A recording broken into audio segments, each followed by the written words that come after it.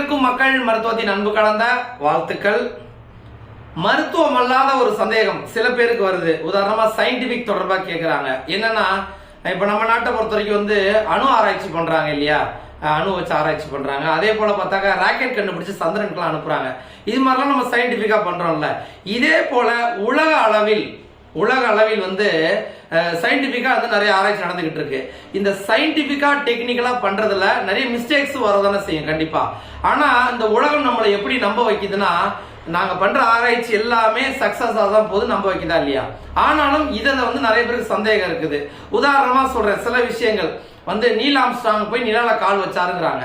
ஆனா இது உண்மையா பொய்யா யாருக்கு தெரியும். ஆனா பாட புத்தகத்துல வந்திருக்கா இல்லையா. இதை யார் சொன்னா நம்ம நம்ப முடியும்? நீல் ஆம்ஸ்ட்ராங் தான் சொல்லணும். ஆனா நீல் ஆம்ஸ்ட்ராங் என்ன சொல்லி இருக்கிறாரு, உண்மையில என்ன சொல்லி இருக்கிறான்னு யாருக்கா தெரியுமா? தெரியாது. சோ இதுல சில பேருக்கு சந்தேகம் இருக்கு. அதே போல பார்த்தாக்க ஓசோன்ல ஓட்ட விழுந்துருச்சு அப்படின்றாங்க.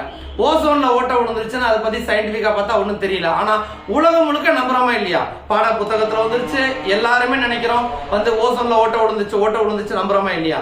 இந்த மாதிரி சயின்டிபிக்கா டெக்னிக்கலா உலக அளவில் நம்மளை எந்த அளவுக்கு சில விஷயங்களை ஏமாத்த முயற்சி பண்ணாங்க அப்படிங்கறத நம்ம தமிழ்நாட்டை சேர்ந்த ஒரு தம்பி சிங்கப்பூர்ல இருக்கிறாரு. அவர் பேர் சரவண பரமானந்தம்னு பேரு. Facebookல போய் டைப் பண்ணி பாருங்க, இல்ல யூடியூப்ல அடிச்சு பாருங்க அவர் பேரு.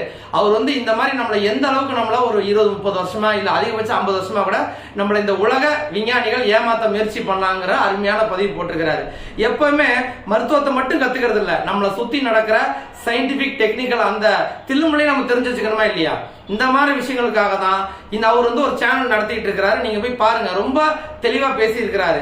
ஏன்னா மத்தவங்க எல்லாம் ஒத்துக்கிட்டாதான் நம்மளும் ஒத்துக்கணும்ன்றது விஷயம் கிடையாது இல்லையா. மெய்ப்பொருள் காண்பதறின்னு சொல்றாங்களா இல்லையா. அதனால முடிஞ்சா அவருடைய பதிவுகளை பாருங்க.